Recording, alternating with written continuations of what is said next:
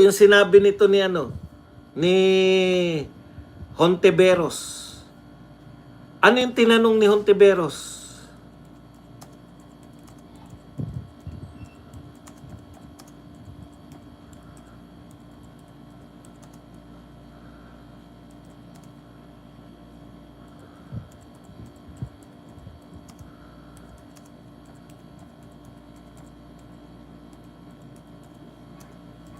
Dito po kasi tayo eh.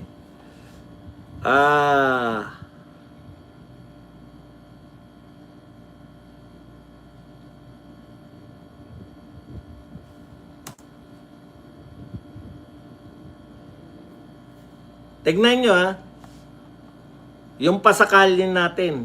Okay, ito po ang sabi ni Hontiveros eh. Tinanong ni Senator Hontiveros, ang linya, yan. Yung linya niya kasi, mukhang hindi naman, ito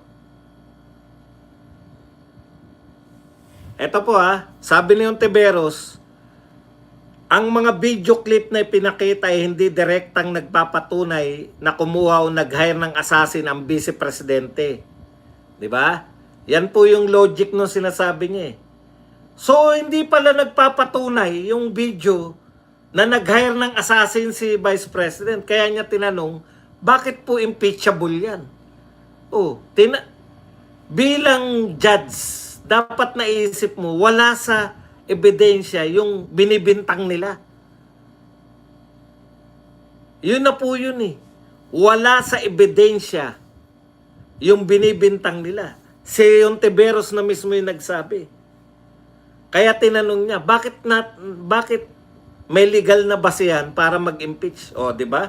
Siligutan na rin na naging testigo. Siyempre, hindi naman pwedeng sagutin niya ng NBI. Siligutan po yung sumagot. Mali na naman yun. Meron ba namang attorney, siya na yung testigo? Siya na yung sumasagot sa mga tanong? At inalaw to ni Chis Escudero. Okay. Ang point lang dyan, mismo si Hontiveros nakakita na walang ebidensya, pero naniniwala pa rin sila na dapat pa rin ma-impeach. Wala nang ebidensya. Katulad po niya, may namumuti po ako. Ganun talaga pag normal. Kaya lang, papahiran mo, Luis Tro. Mararamdaman mo naman yan eh. Okay. Ang point lang po dyan, wala talaga silang naipakitang ebidensya. Panay drama po. Panay drama po naganap. Magsi-CR lang sila. She's walking out. Nag-walk out daw. Magsi-CR lang. Tapos nakita niya, siyempre, sinabihan siya na nag-walk out. Di bumalik agad. Tsaka nag-CR uli. Kita mo? Utak drama. Magaling po. Hindi po natin sinasabing hindi magaling. Alam niyo po sa totoo lang, hindi naman kayo kukunin na private prosecutor kung hindi kayo magaling eh. Bakit naman sila kukuha ng hindi magaling? Lahat po yan magaling. Ang hindi lang po magagaling dyan na abogado, yung mga public prosecutor o yung mga congressman. Kita nyo po, magaling pala sila doon. Bakit hindi siya nakasalang doon? Hindi niya naman kasi kayang gawin yung ginagawa ng mga abogado na sanay sa korte. Sila po, sanay sila na interviewin ng mga media. Yung mga congressman po, tulad ni Redon, tulad po ni Ko. Mga abogado po lahat yan eh. Pero hindi po sila sanay sa mga ganitong litigation. Kakainin sila ng buhay. Kaya magaling po si Redon doon po sa media na hindi nagtatanong. Hindi kumukontra. Yung tatanggapin lahat. Yung mga hindi bayarang media, nagmumukhang magaling si Redon. Tingnan nyo ba na po na? Salita siya ng salita, pero hindi siya sinasalang. Bakit hindi siya sinasalang? Ano namang gagawin ni Redon dun? Hindi naman niya pwedeng patigilin yung mga yun. Tignan nyo, ano na reaction ni Redon dun sa may mystery box na pinagmamalaki niya? Wala. Kaya totoo po na magaling naman. Hindi naman natin sinasabi hindi magaling. Lahat po yan magagaling. Pwera po yung mga congressman. Hindi sila Abogado rin sila. Kaya lang, kulang po sila sa experience. Okay. Sa madaling salita mga kapatid, kahit na gaano ka kagaling na abogado, kung wala ka talagang ebidensya, ang tanging magagawa mo lang ay magdrama. Katulad ng ginawa ni Ligutan kahapon. Paano kayo nanalo? Show nyo yun. Paano kayong nanalo? Wala pa naman yung wala pa naman yung depensa dun eh.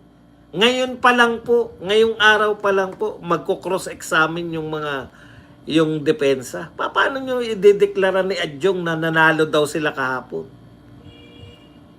Show nyo na nga eh, wala pa kayo na paniwala eh. O, di ba? Yan yung problema.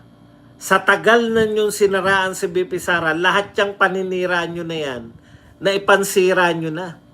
At nasagot na po yan ng mga Duterte vloggers, nasagot na po yan ng mga abogado na kaalyado ng mga Duterte. Kaya wala na pong shock factor yan. Wala na pong, may sinabi si BP Sarang ganun, wala na po nabibigla.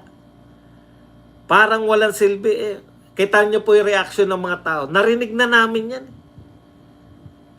Yung 2 oras niyan, narinig na namin. Hindi na po kami ma-out of context. Pwede po yan ma-out of context kami kung ngayon lang namin narinig. Tignan nyo po sa mga media. Halos hindi na po yan ang binabalita. Yung laman, hindi na po yan. Kasi matagal na nila na ibalita yan. Kung yan na po, alam nyo kung bakit nila inuna yan. Sa tingin natin, yan ang may pinakamarami silang ebidensya. Yan ang pinakamabigat nila ebidensya. Bakit? May video sila eh. Yung ibang bintang nila, halimbawa, Mary Grace Piatos, paano nila mapapatunayan yun? Lalabas ba si Mary Grace Piatos? Good morning. Paano yung mga bintang nila na hindi maipaliwanag? Wala nga silang maituro na yaman na hindi maipaliwanag. Pabubuksan pa yung BIR. Paano yan? Ayaw nang pabuksan yung BIR. Sinuli na sa BIR. Paano kayo? Tapos sasabihin nyo, kailangan po namin yan kasi nariyan yung kayamanan ni BP Sara. Kalokohan yun. Diba? Hanggang ngayon, naghanap pa rin sila ng ebidensya. Tignan nyo po itong sinalang nila. Wala pala sa original yan eh. Hindi pala nila testigo yan sa original na isiningit na lang nila ngayon. Kita nyo po, tuloy-tuloy. Ang tagal nila, may hearing pa silang ginawa. Nag-aksaya lang sila ng panahon, nag-hearing pa sila. Wala pa rin. Hindi pa rin nila talagang, kung yan na po ang pinakamatibay nila, dapat po talaga yan na ibasura talaga yan. Kasi wala eh. Walang laman eh. Mismo si Ontiveros. Maging si Ontiveros, sinabi niya na walang direktang nagpapatunay na si BP Sara ay nag-hire ng killer. Si Ontiveros na yun, ha? Mahina nang umintindi yun. Ay, mali pala. Bura. Si Ontiveros na yun, ha? Tatakbong presidente yan. Kahit mahina umintindi. Ay, bura.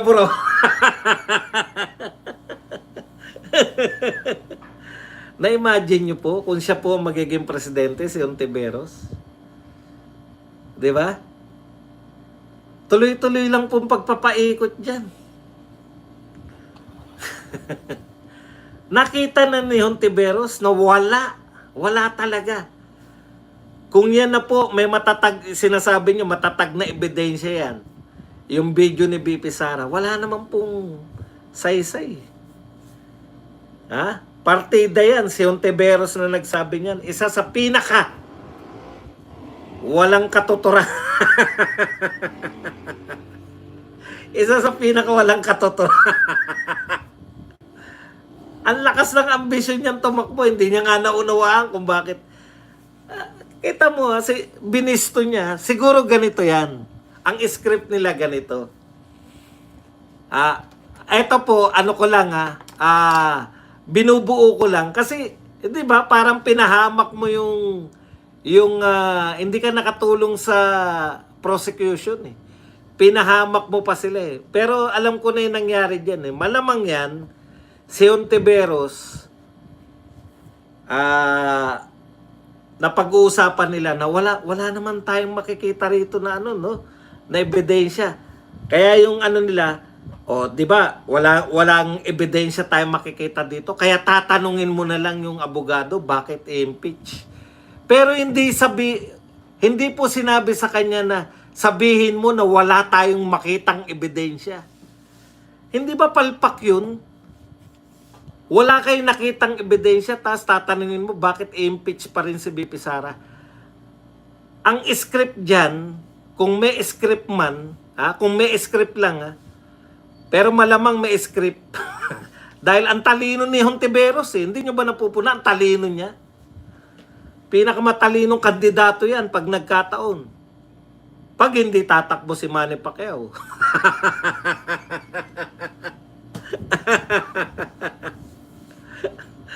Sige, balik tayo. Binisto mo na wala kayong ebidensya eh. Hindi mo dapat tinanong yun. Hindi kasama sa script yun. Kaya kita mo, bihira po si Ontiveros. Kasi po si Ontiveros, kahit mali na pinaglalaban niya, hindi niya nga naunawaan eh. Naalala niyo sagutan nila ni Tatay Digong? Guilt is personal. Oo nga po, personal nga po. Puta, hindi niya naunawaan yung sinabi ni Tatay Digong. Ang sinasabi ang gusto ni Ontiveros, aminin na akuin niya lahat ng kasalanan dyan sa war on drugs. Sabi ni Tatay, you cannot do that. Because guilt is personal. Yes po, personal nga po. Alam niyo po, eto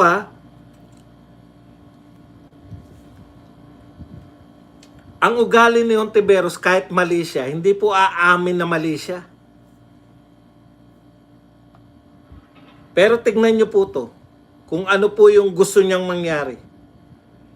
Ito po ang suggestion ni Pia Cayetano. When we allow this to happen, na shortcut na nila, na natin yung process, even I make mistake.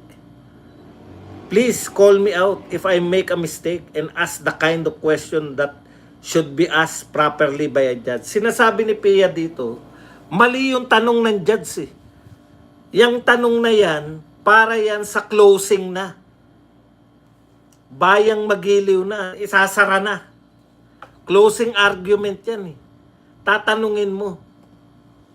Kaya, dapat, ang akala ko, eto, sasagot na naman to, sablay na nga, di ba? Sablay na nga si Ontiveros, sasagot pa rin kako.